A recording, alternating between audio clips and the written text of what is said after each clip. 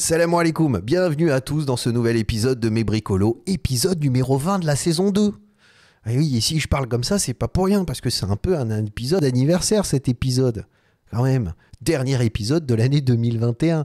En tout, dans cette année 2021, j'aurai réalisé 70 épisodes de Mes Bricolos. C'est pas rien quand même, 70 épisodes où je commente les actualités du design, de l'innovation et plus largement de la création. Alors, on va faire un petit récapitulatif, justement, c'est l'occasion, cette vidéo de Mes Bricolos, de faire un petit rappel, parce que je trouve ça sympa. Je veux dire, on va parler des différentes vidéos, puis certaines que peut-être vous n'avez pas vues, mais pour ceux qui tombent sur cet épisode pour la première fois, qui se disent « mais c'est quoi Bricolo? Qu'est-ce qu'il nous a inventé ce mec avec la casquette à l'envers? Qu'est-ce qu'il raconte avec ces épisodes de Mes Bricolos ?» Alors, il faut savoir... Je suis designer installé à Marrakech au Maroc et j'ai mon studio de design dans lequel on se trouve actuellement où je réalise des projets de design. Cette année, j'ai réalisé environ 10 meubles que j'ai conçus qui sont en cours de fabrication, en maquette, en prototypage. J'ai aussi fait des projets de scénographie, des projets de restaurants, etc., etc. Donc il y a plusieurs projets. On est sur du design d'espace, design de produits, design d'environnement, scénographie. Et puis après, je m'aventure dans des expérimentations de design sonore avec NES Radio, etc. Donc on expérimente pas mal de choses dans ce studio de design. On a des stagiaires qui viennent avec lesquels on travaille. Donc c'est vraiment très intéressant. C'est vraiment un laboratoire créatif, si vous voulez. Donc vous pouvez aller le voir, hein. Il y a toujours le bandeau, vous le verrez après, mais en lien dans la description, younesdesign.com. Je vais bientôt refaire mon site internet. Ça va me donner l'occasion de le refaire pour l'année prochaine. Mais c'était vraiment l'objectif de Mes Bricolos, c'est qu'on sortait de cette histoire du Covid. Alors attendez les gars, parce que on dit sortir cette histoire du Covid, mais au final... on sait jamais. D'ailleurs, je pourrais même faire une vidéo Mes Bricolos sur les noms qui sont donnés aux différents variants du Covid. Parce que je vous jure, c'est en termes de marketing et communication, les mecs, ils sont hyper forts. T'es Delta, t'es Omicron, t'es machin. Enfin bon... T'as l'impression d'être dans une série américaine de science-fiction. Enfin bon, peu importe. Tout ça pour vous dire que suite à cette histoire de 2020, fin 2019, et puis alors l'année 2020 avec le confinement, les couvre-feux, les histoires pas possibles, etc., bah, il n'y avait plus d'exposition, plus de vernissage, plus la possibilité d'aller faire des conférences, d'aller dans les universités, dans les écoles de design et de rencontrer les créateurs, de rencontrer les designers, de rencontrer les artistes. Et je me suis dit, ben voilà, autant faire cette petite vidéo. Elle est vraiment née de là, hein. C'est d'une contrainte, essayer de trouver une solution. Moi, c'est ce que j'aime bien faire. C'est mon esprit un petit peu de toujours aller trouver des alternatives pour pouvoir exprimer sa création et aller toujours dans le sens de l'innovation et partager cette passion, hein. Parce que franchement, honnêtement, c'est une passion, hein. La création, pour moi, c'est vraiment quelque chose qui me passionne. Je suis autant excité de partager avec vous des projets que j'ai réalisés, comme la vidéo que j'ai faite juste avant l'épisode 19, là, juste avant cet épisode où je vous parlais d'un projet que j'ai réalisé de scénographie pour le musée Banque El Maghreb de Rabat. Beau projet de scénographie très intéressant que j'ai fait en 3 mois, mais aussi de parler de projets de design que j'ai trouvé super bien ou d'actualité de l'innovation. On a parlé du dernier iPhone, je vous ai parlé de l'iPad que je me suis procuré, que je continue à utiliser. D'ailleurs, j'ai repéré des choses, je ferai en 2022 une autre vidéo à ce sujet. Je vous parlerai aussi du MacBook Pro M1 que j'ai récupéré pour ma sœur, justement, qui travaille aussi avec moi dans le studio de design et que j'ai utilisé ces dernières semaines, qui est juste incroyable. Incroyable. Donc vous voyez, on parle de plein de choses dans ces épisodes de Mes Bricolos, et pour moi c'est une façon de partager avec vous, c'est-à-dire vous êtes créatif ou pas, vous êtes architecte, vous êtes designer, vous êtes artiste, peu importe, ou vous l'êtes pas du tout, vous voulez juste avoir un regard différent sur les objets et sur la création et plus largement sur les actualités qui sont liées à l'innovation. Bah, c'était une interface, un moyen pour moi de communiquer avec vous. J'ai amélioré, si vous regardez les premières vidéos, les premiers épisodes de la saison 1, j'ai amélioré un petit peu la qualité de la vidéo, c'est-à-dire j'ai changé la lumière. Vous voyez plus des cernes sous mes yeux, il y a une lumière qui est un peu plus sympa. J'ai changé aussi la caméra. Alors j'ai changé la caméra, j'avais une webcam avec lesquelles je faisais mes réunions Zoom avec mes clients, et finalement j'ai utilisé mon iPhone avec un système qui fonctionne très bien, qui permet de l'utiliser en webcam, et puis je vais investir assez rapidement dans une petite caméra qui permet permettra d'avoir encore un meilleur rendu, une meilleure qualité. Et je changerai aussi le fond. Mais tout ça pour vous dire que voilà, c'est des choses à venir.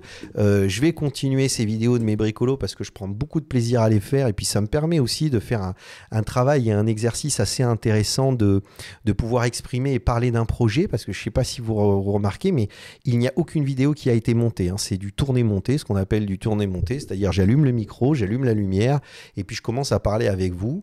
Et j'articule ma pensée en même temps, c'est-à-dire vraiment comme si on s'était rencontrés autour d'un café, dans une exposition, et puis qu'on commence à discuter ensemble.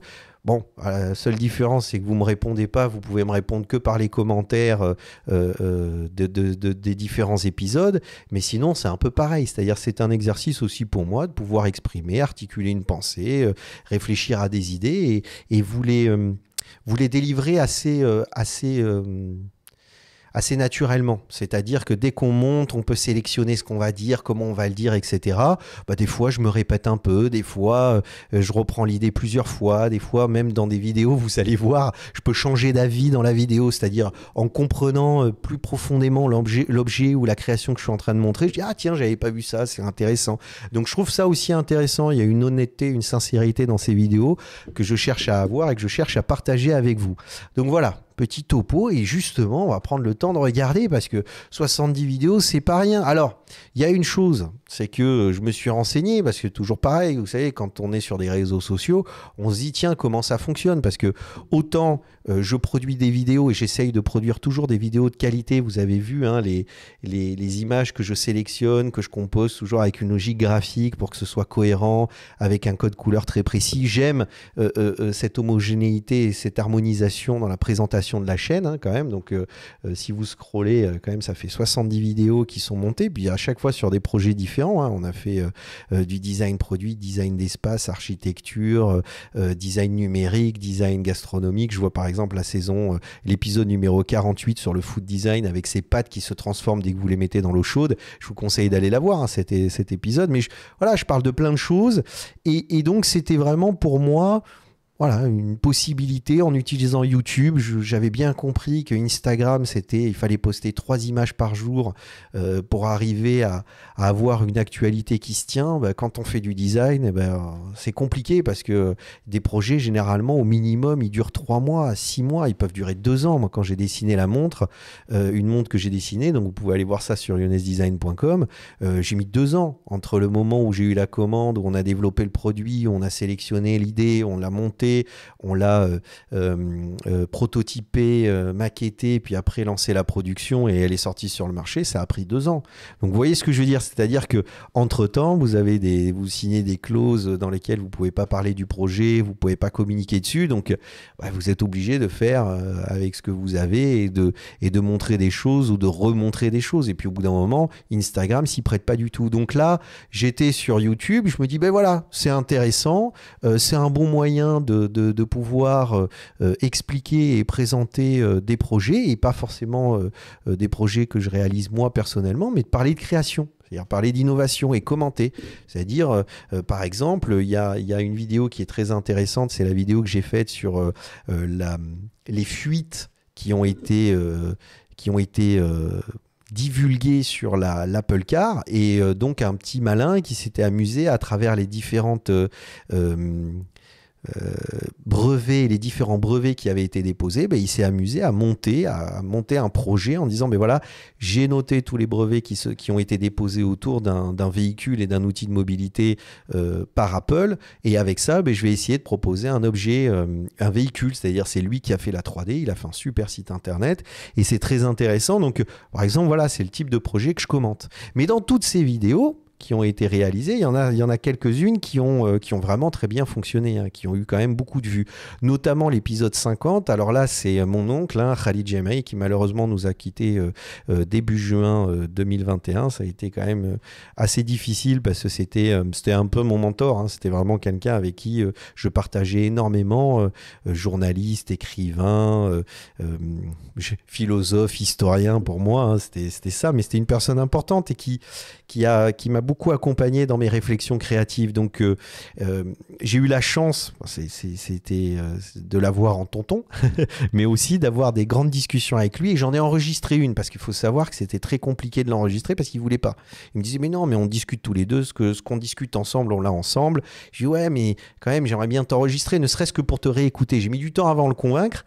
Et j'ai réussi finalement à le convaincre et j'avais gardé cet enregistrement qui remonte à plusieurs années et puis je me suis dit c'était l'occasion de pouvoir le partager avec vous et de pouvoir l'écouter. Alors si vous êtes marocain, franchement écoutez-le parce que c'est absolument incroyable. Alors vous devez peut-être connaître ce personnage, Khalid Jamey, mais si vous ne le connaissez pas, faites vos recherches, mais écoutez si vous êtes marocain parce que la façon dont il parle de la création, de l'innovation au Maroc, dans l'histoire du Maroc, sur les 50 dernières années, c'est absolument fabuleux, on apprend énormément de choses. Et si vous êtes pas marocain et que vous tombez là-dessus, mais ça reste très intéressant parce que ça vous permet de comparer, de prendre conscience aussi de l'évolution de la création dans un pays différent qu'un pays occidental et de voir comment il s'est développé, comment il s'est ouvert au monde. Voilà. Et ça, c'est très intéressant. L'évolution qu'il y a pu avoir, parce qu'il y a un artisanat très riche au Maroc, il y a plein de choses, il y a une histoire qui est très importante, qui remonte vraiment très loin dans la civilisation islamique. Donc, c'est vraiment quelque chose qui est très, très, très intéressant. Et cette interview, qui n'est pas une interview, parce que je ne l'ai pas interviewé, on papotait ensemble, on discutait. Mais cette discussion, ben voilà, je vous encourage à aller la voir, et à l'écouter, parce que on apprend des choses. Bon, ça fait 1h30, mais c'est un des épisodes qui a très bien fonctionné, hein, vraiment. Un autre épisode qui a bien fonctionné, toujours dans le commentaire, c'est cet épisode qui parle d'un documentaire, en fait, si vous voulez, que Arte a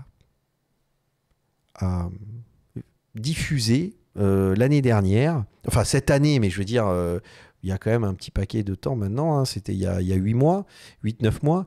Il a diffusé un documentaire très intéressant sur le pouvoir du design. Et en fait, il a interviewé des gens absolument remarquables dans cet épisode qui abordent des sujets absolument incroyables. Mais la façon dont Arte a décidé d'illustrer les différents intervenants, donc par exemple quelqu'un qui parlait d'écologie dans le design, d'éco-conception, éco-design, qui parlait de design non standard ou qui parlait de l'histoire du design, ils utilisaient toujours des illustrations qui étaient très mauvaises. Et donc en fait, autant les sujets abordés par les différents intervenants étaient très intéressants, mais autant la façon dont Arte, dans sa ligne éditoriale, a décidé d'illustrer les propos de ces personnages, de ces personnes, était juste pas possible. Et donc moi, dans cette vidéo, je rectifiais ça en expliquant, en comparant, en montrant d'autres projets, etc. Donc c'est un épisode qui a bien fonctionné. Donc je vous encourage à aller le voir. On a un autre épisode qui est plus récent mais qui est aussi très intéressant et vous pouvez regarder les deux l'un à la suite de l'autre parce que c'est Karim Rachid qui avait pris sa caméra, son téléphone, hein, et il se baladait à New York et il expliquait, il n'était pas content parce qu'il expliquait qu'il y avait trop de designers, mais en même temps il n'y a pas de projet, mais en même temps il faut augmenter ses prix parce que si vous augmentez pas vos prix, vous cassez le marché. Donc c'était un peu désorganisé, mais je trouvais ça intéressant de commenter sa vidéo d'humeur. Vous voyez ce que je veux dire? Donc, allez voir ces deux vidéos parce qu'elles sont assez complémentaires. Un autre épisode qui a bien fonctionné, qui est le premier épisode qui m'a donné envie de faire cette vidéo parce que ce qu'il faut comprendre, c'est que je suis un passionné de basket, vous le verrez. Et justement, cet épisode, c'était sur cette nouvelle Nike qu'ils ont fait pour les personnes à mobilité réduite, qui ont des difficultés, qui peuvent avoir des handicaps assez compliqués. Et ils ont fait cette chaussure super bien pensée qui se déplie en fait tout simplement, dans lequel vous mettez votre pied, vous avez pas de lacet, vous avez rien.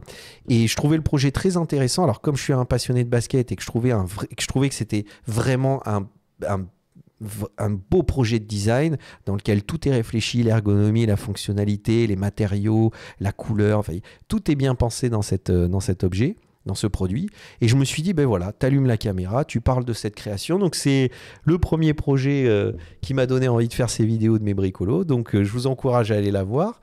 Et puis après, il y a des vidéos plus atypiques où j'aurais jamais cru qu'ils fonctionnent bien. Mais là, je vous montre les vidéos quasiment par ordre, hein, les plus regardés, les plus consultés. L'épisode 9, Histoire du design. Alors là, j'avais fait cet épisode en me disant personne ne va le regarder parce que je parle de livres. Et je fais une sélection en fait de bouquins sur l'histoire du design, de bouquins que je trouve pertinents.